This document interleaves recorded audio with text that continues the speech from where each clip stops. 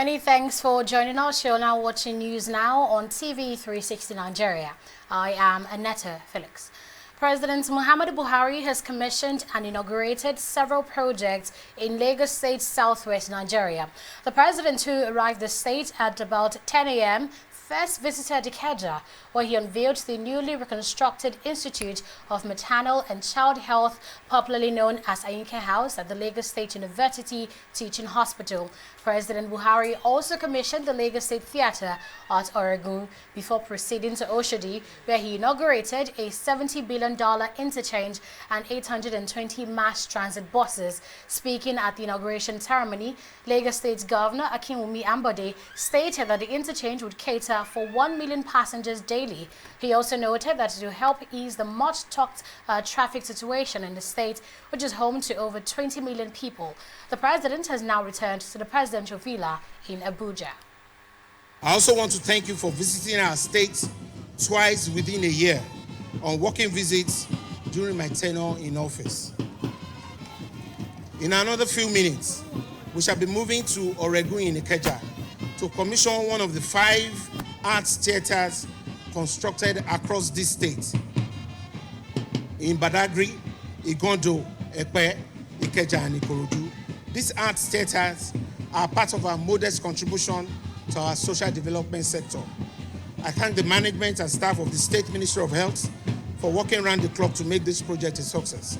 I also thank the Ministry of Works and Infrastructure for their role in getting this project completed. I thank the management and staff of the Lagos State University Teaching Hospital for their enthusiasm and support to see this project come to life. I commend the contractors for the good work they have done. We are indeed grateful for your efforts. Mr. President, it is now my privilege to present to you for formal commissioning the Institute of Maternal and Child Health of the Lagos State University Teaching Hospital, LASUT, as Ayinke House returns to provide world-class childbirth and maternal care services to Lagosians and Nigerians at large.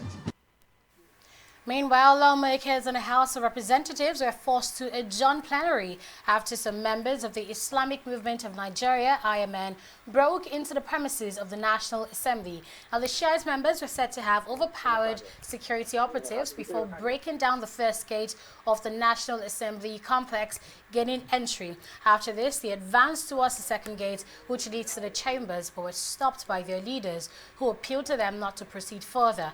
Following these developments, the Deputy Speaker of the House of Representatives, Yusuf Lawan, announced the invasion of the premises by the protesters and ended its sitting out of caution. The Islamic movement is protesting the continued detention of their leader, Ibrahim El-Zakzaki, who has been in detention for more than 3 years now. Now, joining us to discuss this is our correspondent live in Abuja, Tunji Oye. Hello, Tunji. Yes, tell us first of all, what really happened today? Was there really an invasion?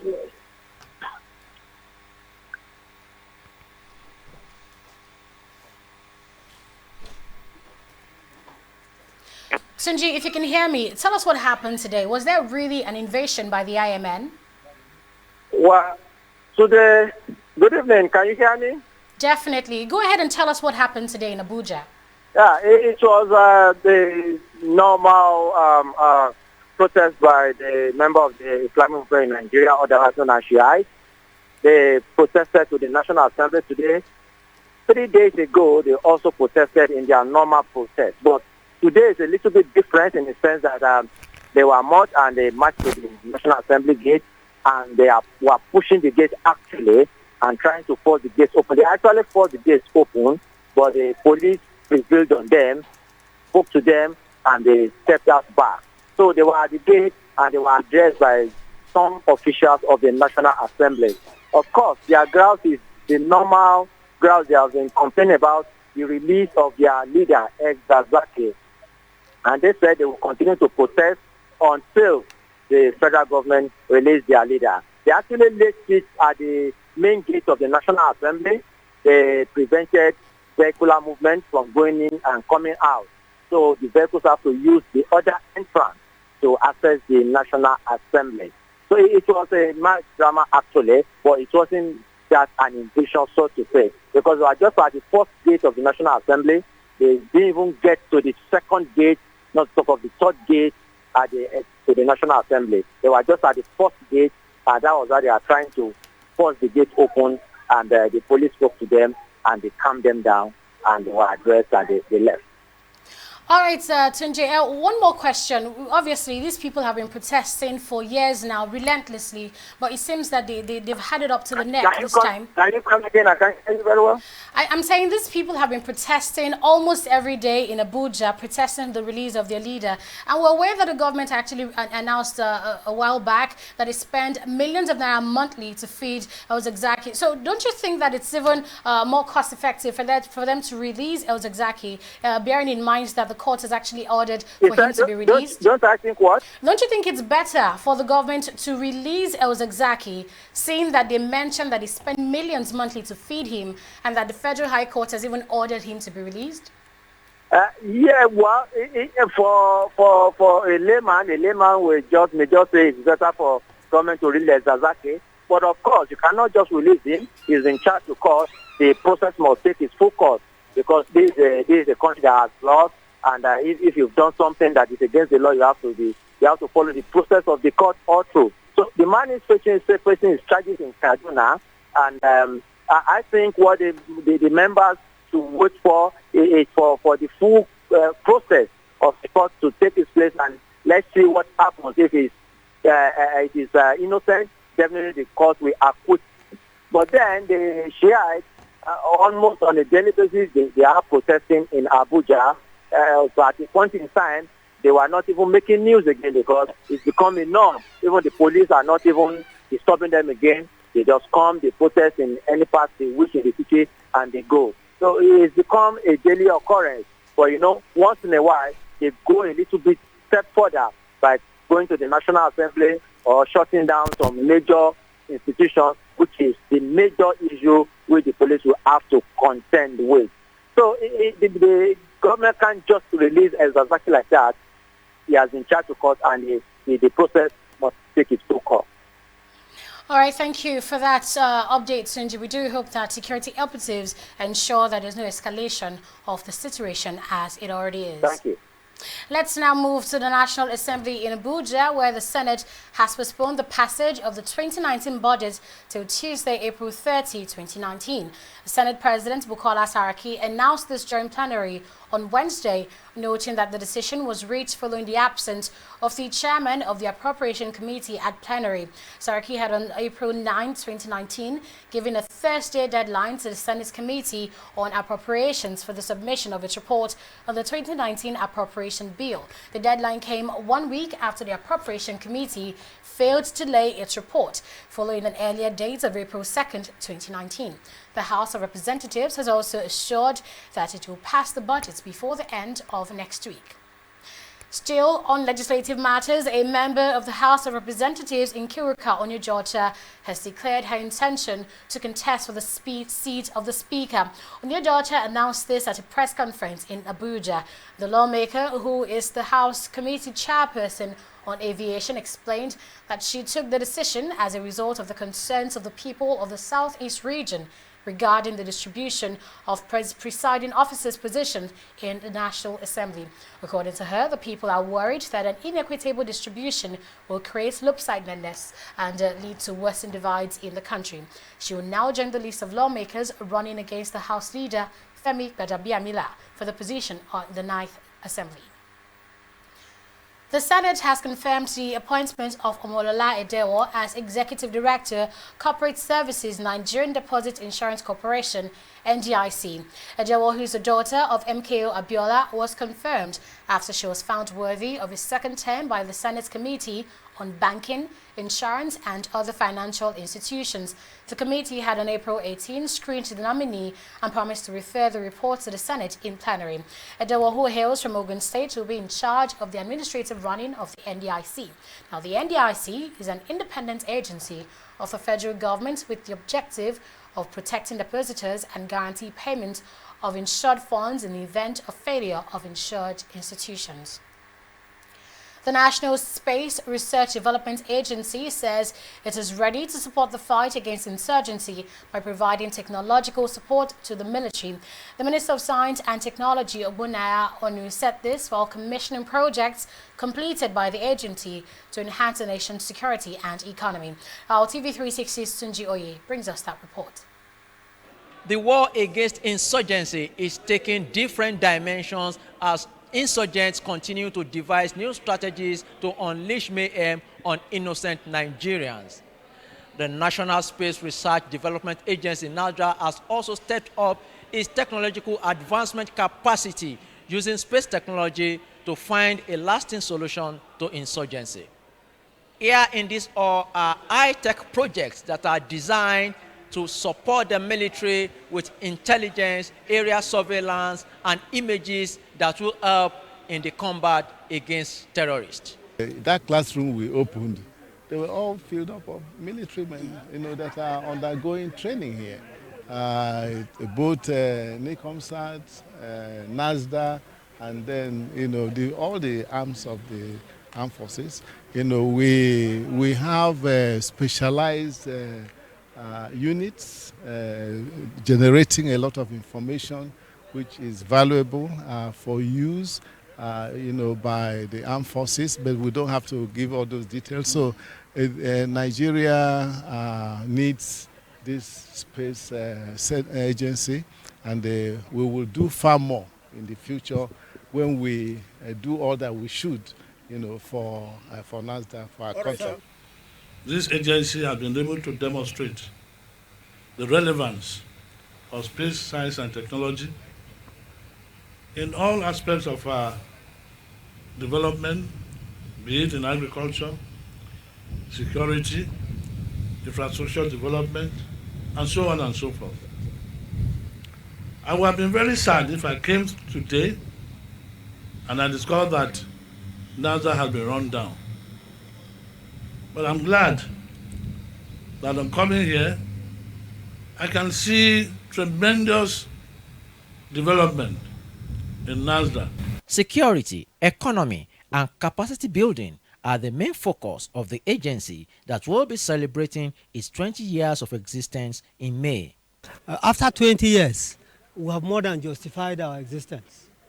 We have launched not only one satellite, not two satellites, not three satellites, not four satellites, not 5 satellites, 6 satellites. We beat our chest that we are #1 in Africa, the premier space agency of Africa. And not only that, we have also walked along with our colleagues all over Africa. And today, African leadership in space has grown to a position of advisory capacity to the African Union. Not only that, we've done a number of things. We've trained capacity. We've made our engineers design and build satellites, which we can compete with anybody from anywhere in the world. Russia commends the efforts of National Space Research and Development Agency, and in conclusion, let me wish all your best for you and for development of space industry and in Nigeria. 5 major projects were commissioned on Wednesday, but the most outstanding one is the Space Center, designed to provide logistics and intelligence support to the military in combat. With what we have seen here today, NASRDA has not only shown commitment but capacity to make Nigeria a superpower in space technology before 2030. From Abuja, Sunji Oye, TV360 News. And in other news, the Minister of Labour and Employment, Chris Ngige, has come under fire for encouraging Nigerian doctors to leave the country in search of greener pastures. Ngige, speaking during a live television program, said doctors in Nigeria are free to relocate as the nation has enough medical personnel. The minister was responding to a question on brain drain and the deliberate recruitment of Nigerian doctors by foreign embassies in Nigeria to the detriment of the nation's health sector. But this statement did not go down well with all stakeholders in the sector. Reacting to this, President of the Nigerian Medical Association, Adedayo Faduyile, said contrary to the minister's statement, Nigeria needs to retain its medical personnel as there are only 40,000 doctors taking care of 200 million people people. Quoting the World Health Organization, Fadile stated that for optimal health care to be achieved, Nigeria needs doctor-patient ratio of 1 to 600. Former Attorney General of the Federation and Minister of Justice, Mohammed Adoke, is asking an Abuja High Court to vacate a bench warrant it earlier issued against him. The court had ordered the arrest of Adoke along with former Petroleum Minister Dan Etete and 4 foreigners following their alleged failure to turn up for their arraignment in a fraud charge in the Malibu oil scandal. However, in a motion filed through his counsel, Mike Ozekume, Adoke told the court to vacate the order on the grounds that it lacked jurisdiction to have granted the order in the first instance. Ozekume submitted that the warrant was issued against the right of his client to fair hearing as guaranteed by the Constitution, noting that he was never served with processes in the said fraud charge which gave birth to the bench warrant. Aside vacating the bench warrant, Adoke also asked the court to remove his name from the list of defendants in the fraud charge, citing a judgment of a federal high court in Abuja against the Attorney General of the Federation, where he said he was excluded with respect to the same fact and circumstances that gave birth to the fraud charge currently before the High Court. The Court of Appeal Abuja Division has reviewed that the number of election petitions challenging various results from the 2019 general elections has risen from 736 to 766. The Deputy Chief Registrar, Election Petition Tribunal, Court of Appeal Rabi Abdulaziz, who reviewed this, said the number rose up to 766 as of April 16, 2019. She also noted that 77 election petition tribunals panels have been set up by the President of the Court of Appeal, Justice Zainab Bauchukwa, to hear election matters. The figures shows 4 presidential election petitions, 101 House of Representative election petitions, 207 senatorial election petitions, and 402 State House of Assembly petitions. The Court of Appeal also denied that Justice Joseph Oyewole, a Justice of the Court of Appeal Enugu Division, is a member of the Osun Governorship Election Appeal Tribunal set up by the President of the Court of Appeal. The United Nations Secretary General Antonio Guterres has accepted to co-chair a special session to raise $50 billion to fund the interbasin water transfer to revive the Lake Chad. President of the African Development Bank, AFDB, Akinwumi Adesina, disclosed this when he visited President Muhammadu Buhari in Abuja. President Buhari had earlier written to the UN head to join him chair the special session. He noted that such a special forum was necessary in view of the size of capital required for the project, which was available to the Lake Chad Basin countries.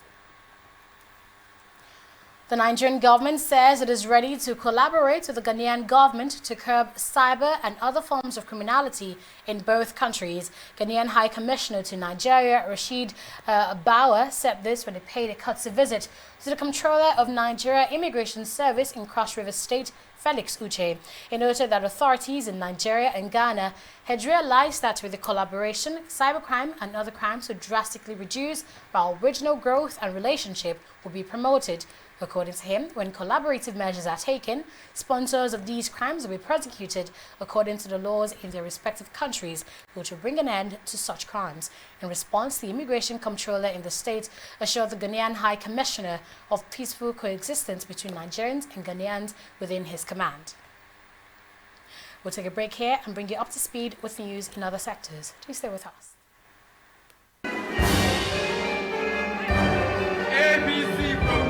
House the crash launchers have been rescued alive to protect the government now signified.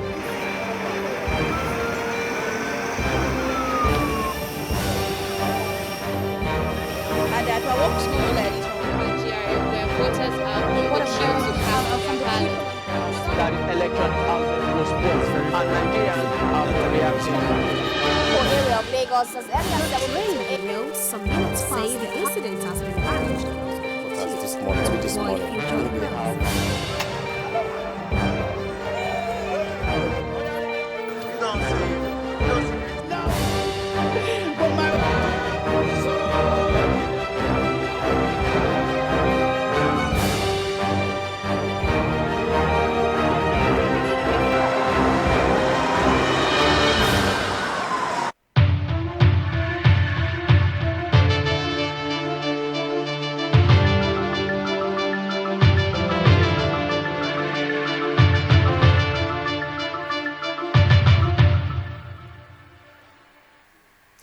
welcome back. It's time now to talk business with Fidelia Agunta. Hello, Fidelia. Hi, Annetta. Well, one of the worrisome issues in business is Nigeria's rising debt profile, and it seems that Minister of Finance is giving Nigerians some assurances. Tell us exactly what's the update on that situation. Well, you're correct, Annetta. The Minister of Finance, Zainab Ahmed, is again assuring Nigerians that the country's debt, which currently stands at about 24.3 trillion naira, is still within sustainable limits. The minister says Nigeria's debt, which is about 19% to the gross domestic product, is still low compared to Ghana, Brazil, South Africa, Egypt, and Angola. In a statement by her media advisor, Zainab also assured that there was no plan to remove fuel subsidy as being speculated. She further revealed that the current subsidy arrangement, which was in the form of under-recovery by the Nigerian National Petroleum Corporation (NNPC), was far better than what was obtainable when all marketers were paid directly for fuel subsidy. And the Minister of Labour and Employment, Chris Ngige, says government programs have so far created about 8 million jobs through agriculture and vocational skills training. Speaking during an interview, the minister noted that rice production has created new groups of millionaires in Nigeria. He said that rice production has created a new group of millionaires in Nigeria, and the minister, however, decried the response given to blue-collar jobs by youth in the country. And to address this, he said the government has earmarked on advocacy to promote blue-collar jobs in the country. And MTN Nigeria has changed its status from a private company to a public liability company, PLC, ahead of its listing on the Nigeria Stock Exchange. Now, this conversion is one of the requirements for listing on the exchange. The company had previously announced that it looks to list on the NSE before July, saying it plans to enter the market by way of listing by introduction. The listing on the NSE was one of the conditions reached in the resolution of a 330 billion naira fine placed on the telco by the Nigerian Communications Commission (NCC) for its inability to disconnect improperly registered SIM cards. And oil prices fell on Wednesday amid signs that global markets remain adequately supplied, despite a jump to 2019 highs this week on Washington's push for tighter sanctions against Iran. Brent crude oil futures were at $74.17 a barrel, down by 34 cents, while U.S. crude futures were at $65.96 a barrel, down by 34 cents.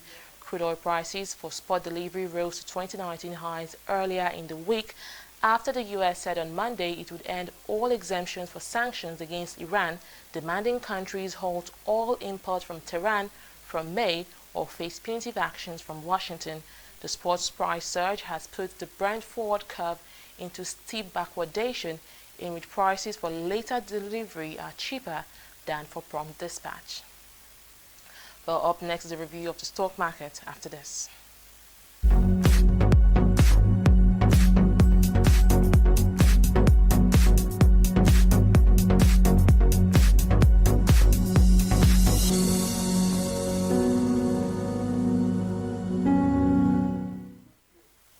Well, the bear drag enters a second day at the NSE with the market falling by 0.59%, which is a drop of 178 basis points in the all-share index. Now, despite this drop in key indicators, the market generally saw more gainers than losers, with a ratio of 26-14. But the losses, however, outweigh the gains, with the biggest loser dropping by 30 naira and the biggest gainer appreciating by 1.15 naira. Also on the decline is the value of shares traded. Now, the figure, which came in at 3.6 billion naira yesterday, currently stands at 2.6 billion naira. Now, if you do the math, you will find out how much the difference is. Well, let's now narrow it down to the top gainers and losers.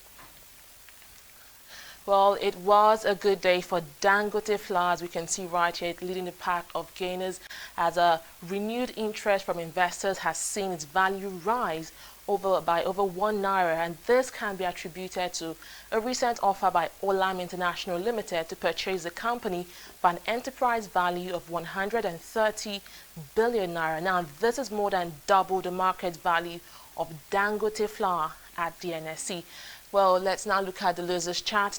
Topping this chart is Nestle, which we can see right here, and also from the consumer goods sector, just like Dangote flour. It is closely followed by Seplat, Mobil, and Conoil, all from the oil and gas index, which is the biggest loser sectorially today.